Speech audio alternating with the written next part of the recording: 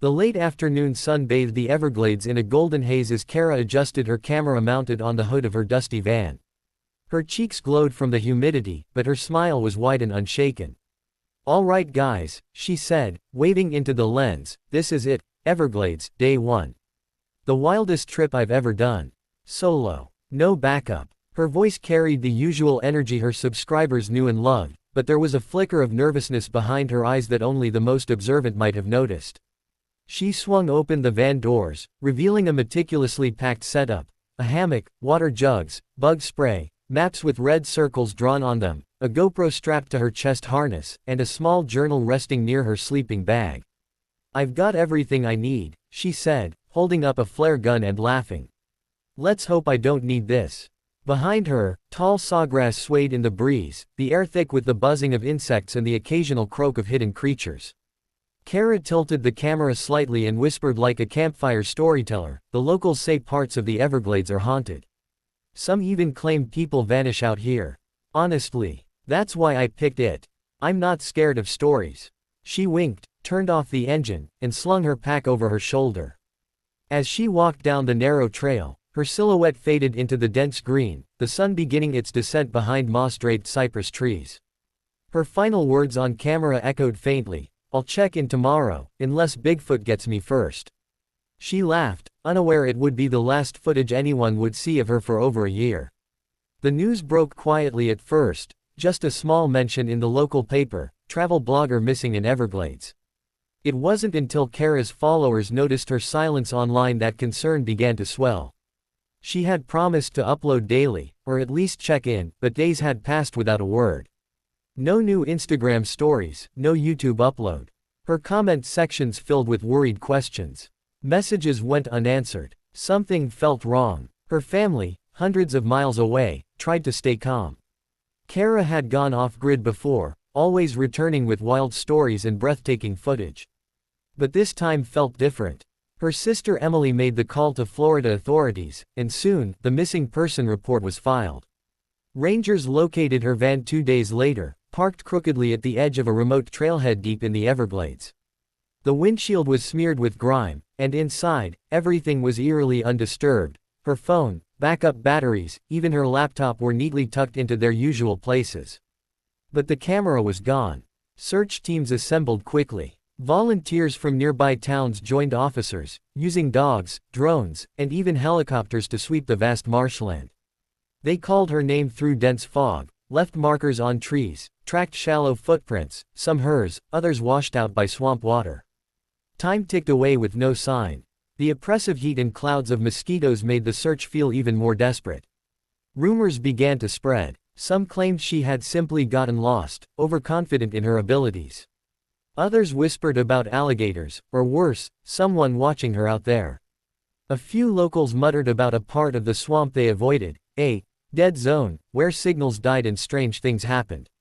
But there was no evidence, no struggle, no trail. Just emptiness. Weeks passed. The volunteers stopped showing up. The media turned to other stories. Kara's name faded from the headlines, leaving her family with nothing but silence, an empty van, and questions that refused to go away. The air was thick with moisture and the scent of algae as the early morning mist curled low over the water. Eli Monroe, a rugged man in his late 50s with sun-battered skin and tired eyes, maneuvered his creaky old airboat through the narrow channels of the Everglades. The engine sputtered softly as he guided the vessel into a quiet, overgrown section of the swamp he hadn't visited in months. He knew every bend, every log, and every place that could hide a gator, but this part, this stretch, was more isolated than most. Few bothered with it. Too quiet, too far. But it was where he had left a string of old crab traps last season, and he figured it was worth checking. Eli hummed to himself, a half-mumbled country tune as he flicked on his weathered radio. Static crackled between broken news reports and the occasional burst of bluegrass. The announcer mentioned something about an anniversary, 1 year since the disappearance of a young woman. Kara Wynn, the voice said. Popular travel blogger who vanished while exploring the Florida Everglades. Eli's humming stopped. He recognized the name, of course. Everyone around here did. Her posters were still tacked up at the gas station and the dock office, curling at the corners from rain. He'd seen the girl's face enough times to know it by heart. Pretty, brave, and probably in over her head, just like the others who thought the Everglades were some kind of adventure park. He spat over the side of the boat and killed the motor as he reached a narrow patch of water thick with reeds. "Let's see if you caught anything, old girl," he muttered, pulling along, mud-coated rope hand over hand until the first trap emerged. Nothing. Just rotted bait and a couple of snails. He moved to the next. This one was harder to pull. Heavy. The rope creaked as it tightened, and Eli had to brace himself, feet planted wide on the slick deck. Something was snagged. He gave it another yank. Slowly, the metal cage began to surface, caked in muck, overgrown with weeds and algae. He grunted and hauled it fully into the boat. And then he saw it. Wrapped in the rusted wire was a torn piece of canvas, faded red. Something else caught his eye, a cracked GoPro camera, its lens scratched and green with mildew. His brow furrowed. Then he noticed the bundle wedged between the trap's bars, a soaked, leather-bound journal with initials burned into the cover. KW. Eli's breath caught in his throat. For a long moment, he didn't move. The morning sounds seemed to vanish, replaced by a deep, hollow silence. Slowly, he reached out and touched the journal. It fell apart slightly at the edges, but he could still see writing inside. Smudged ink. Pages warped by time and water. He looked around, the Everglades suddenly feeling less familiar, less like home. "This ain't right," he whispered, and carefully placed the items into a dry bait cooler. His hands trembled as he turned the airboat around and started the engine again, the radio still whispering fragments of Kara's story, now more alive than ever. Sharp golden beams through the haze and lighting the floating moss with an almost surreal glow. He didn't call anyone right away. Instead, he sat for a few long minutes, listening to the cicadas and watching the still water, trying to make sense of what he'd found. The trap, the camera, the journal, none of it belonged there. Not with the crabs. Not tangled in his equipment like some accidental offering from the swamp. And especially not with her initials carved into it. Eventually, Eli hoisted the items into a cooler, wrapping them carefully in dry towels before heading toward the ranger station. As he walked up the steps, his boots thudded heavily against the wood, each step weighed down by a sense of something unfinished, something haunting. Ranger Delaney looked up from her desk, mid-sip of her morning coffee. Her brow lifted at the sight of Eli, who hadn't stepped foot in the station for nearly 3 months. "You look like you've seen a ghost," she said half-jokingly. He said nothing at first. Just set the cooler down with a hard thump. "You remember that girl, blogger who went missing last year?" Delaney's face hardened immediately. Kara Wynn. Of course. Whole place was crawling with news crews for weeks. Eli nodded slowly, then opened the cooler. He pulled out the warped GoPro, placing it on the table, followed by the slimy leather journal and the torn scrap of red fabric still tangled in the rusted wire. The ranger's eyes widened as she reached out, hesitating before touching any of it. "Where did you find these?" "Trap I set last season. Way back near Devil's Knee Bend. Hardly go there anymore, too many snakes. But I was checkin' old lines." He trailed off, his voice distant. "She's been down there this whole time." Delaney lifted the journal carefully. Even waterlogged and mold-bitten, it had a strange presence, like it had held in a scream for months. She flipped through a few pages. Much of the writing was smeared, but a few phrases remained eerily clear. "I hear someone at night. Something's following me. If I don't make it, find this." They both sat in silence as the weight of the moment sank in. For the authorities, the discovery set off a chain reaction. Crime scene techs were called in. Media vans returned. Officers swarmed the spot Eli had marked on his GPS. They cordoned off the area and treated it as a possible homicide site. A dive team began dredging the waters near where the trap had surfaced, searching for any additional remains. Eli, meanwhile, stood off to the side, arms crossed, watching everything unfold with a hollow expression. He'd lived near this swamp his entire life, knew its moods, its dangers. But this was different. He hadn't just pulled up a crab trap that morning. He had pulled up a mystery that refused to stay buried. Sharp golden beams through the haze and lighting the floating moss with an almost surreal glow. He didn't call anyone right away. Instead, he sat for a few long minutes, listening to the cicadas and watching the still water, trying to make sense of what he'd found. The trap, the camera, the journal, none of it belonged there. Not with the crabs. Not tangled in his equipment like some accidental offering from the swamp. And especially not with her initials carved into it. Eventually, Eli hoisted the items into a cooler, wrapping them carefully in dry towels before heading toward the ranger station. As he walked up the steps, his boots thudded heavily against the wood, each step weighed down by a sense of something unfinished, something haunting. Ranger Delaney looked up from her desk, mid-sip of her morning coffee. Her brow lifted at the sight of Eli, who hadn't stepped foot in the station for nearly 3 months. "You look like you've seen a ghost," she said half-jokingly. He said nothing at first. Just set the cooler down with a hard thump. "You remember that girl, blogger who went missing last year?"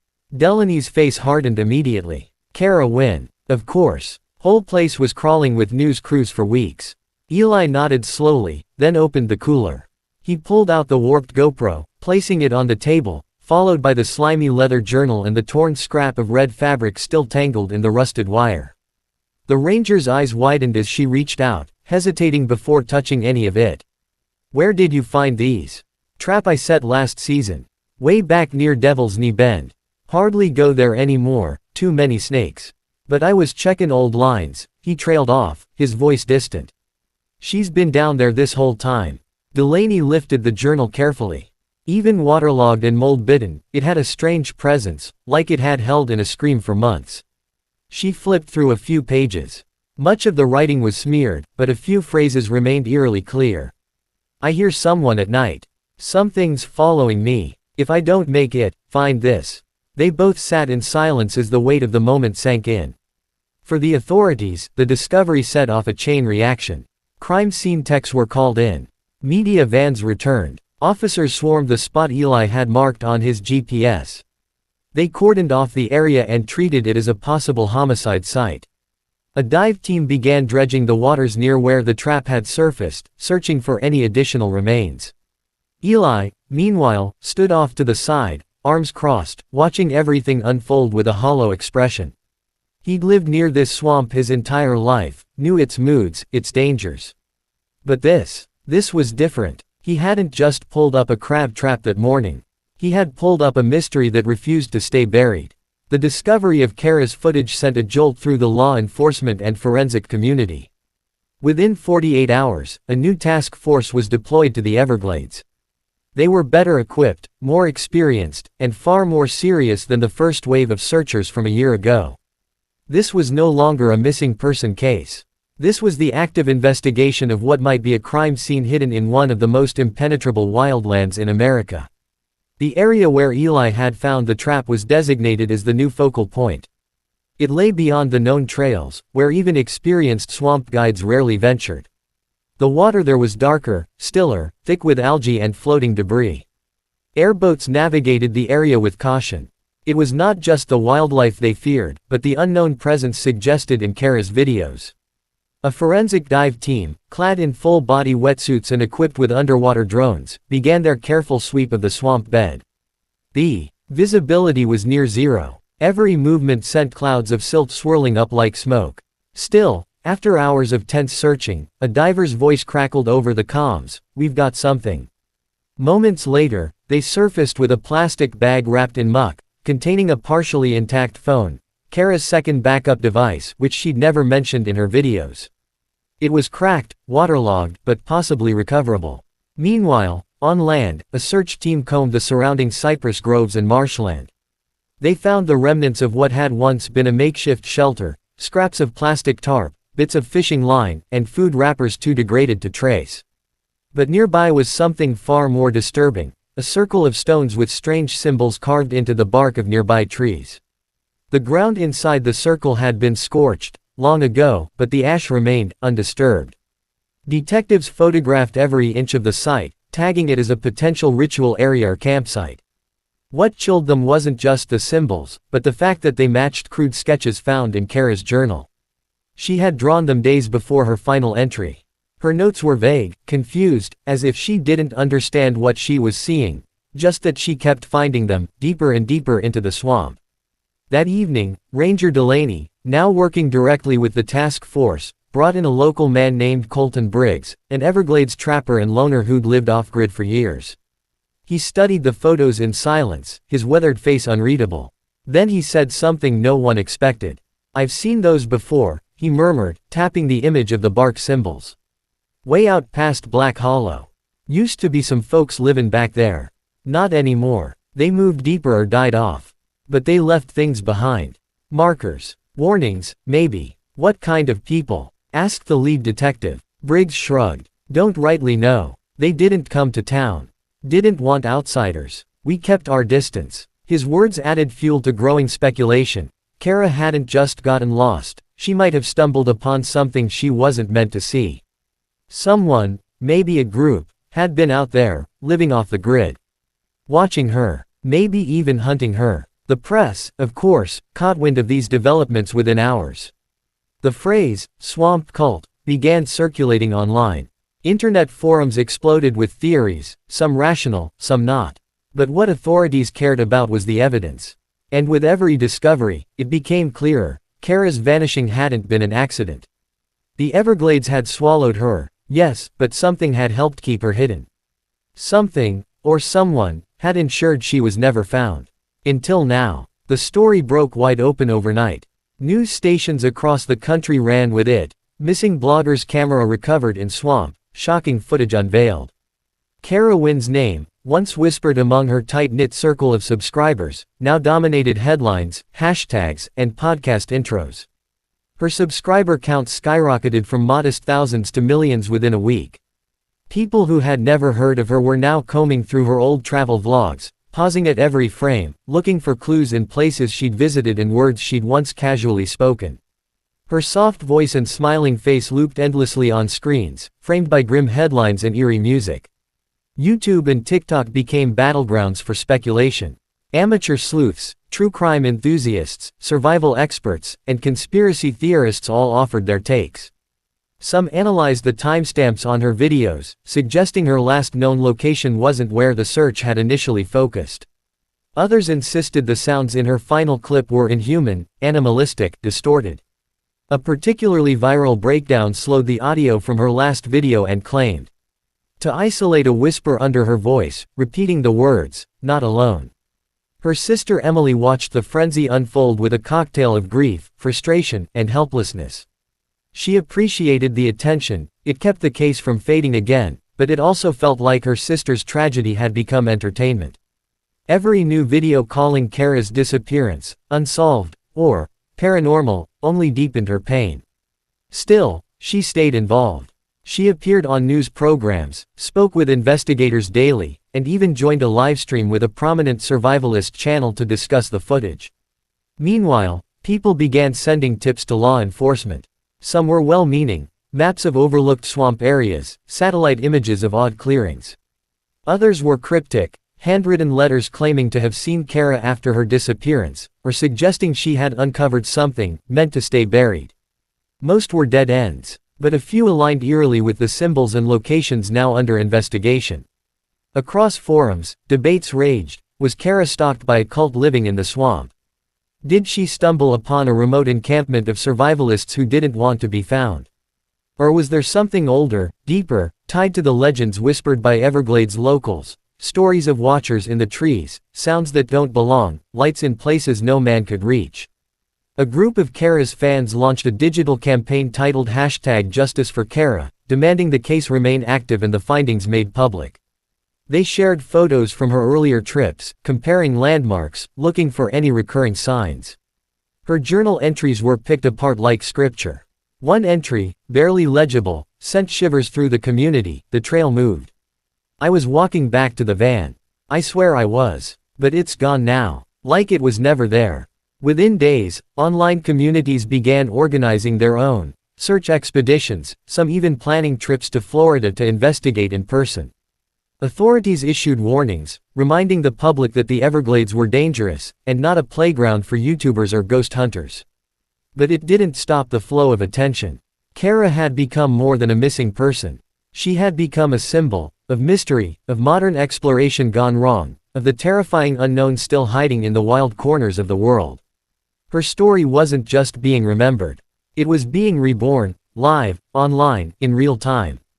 And with every theory, every thread, every video reaction, one haunting question echoed louder and louder. What exactly did Kara see out there, and who, or what, was watching her? A week after the camera footage surfaced, the forensic team completed restoration of Kara's water-damaged journal. Though many pages were too warped to read, the ones that remained were chilling, raw, personal, and terrifyingly vivid. The journal was more than a log of her journey, it was a descent into confusion, fear, and isolation. Each entry, once filled with excitement and curiosity, gradually darkened, like a candle burning lower and lower in a windless room. The first leg of her notes was routine: sketches of native plants, timestamps of her routes, notes on wildlife she encountered, and reminders to record vlog segments. But then came the first oddity, 2 lines scribbled hastily in the margin. Came back to camp. Tripod moved. Thought I left it facing east. She hadn't mentioned it in her videos. A few pages later. Heard movement again last night. It wasn't a gator. Sounded like footsteps. Slow. Deliberate. Maybe I'm not alone out here. What followed was an unsettling progression of paranoia and desperation. Left markers. Trees. Bright ribbon. Something took them down. Found prints near my site. Not mine. Barefoot. Dreams feel like memories now. I wake up mid-sentence. 1. Entire page had been scribbled over again and again with the same word. Listen. As if she had been trying to remind herself, or someone else, to pay attention. Later entries became more erratic, written in increasingly shaky handwriting. Voices outside tent. Couldn't make them out. Not English. Not any language I know. Something left food by my hammock. A fish, cleaned, gutted. I didn't catch it. A sketch near the back of the journal showed what looked like a crude figure. A tall, thin man with hollow eyes, arms too long, fingers stretched like branches. Beneath it, she had written, "He waits until I sleep." The final entry was nearly illegible. Wet ink, blurred lines. But under forensic enhancement, the words came through. If someone finds this, stop. Don't go further. Don't look for me. He watches those who search. That sentence hung like a curse. Investigators, psychologists, and even anthropologists were brought in to evaluate the journal. One folklorist suggested Kara may have encountered something tied to old Everglades legends, figures whispered about in the stories of the Seminole and Miccosukee people. Stories of the Watcher in the Cypress, a spirit that lured travelers off the trail. Myths dismissed for generations now resurfaced with new weight. Kara's sister Emily sat with the journal for hours. Each time she reached the final page, she'd close the cover and start again, looking for something she might have missed. Some clue. Some direction. But the journal offered only dread. Not closure. Law enforcement officially classified Kara's case as an open investigation with evidence of foul play. But off the record, many admitted they didn't know what they were dealing with. No body had been found. No suspect. Just symbols carved into trees, eerie videos, and a young woman's terrified words echoing from the depths of the swamp. In the weeks that followed, a few more personal items were recovered: a broken lens, a melted flashlight, torn fabric embedded with human hair. All confirmed to be Kara's. Each one found farther from the last, leading deeper into a stretch of the Everglades nicknamed by locals as the Drownlands, a part of the map with no trails, no satellite signal, and no rescue if you disappeared inside. And yet people kept searching. Despite the warnings, despite her last entry, strangers online still organized expeditions, believing they could find her, or find out what she had seen. But her journal ended with a warning, and those who truly read it understood one thing clearly. Kara didn't die running away. She died trying to keep others from following.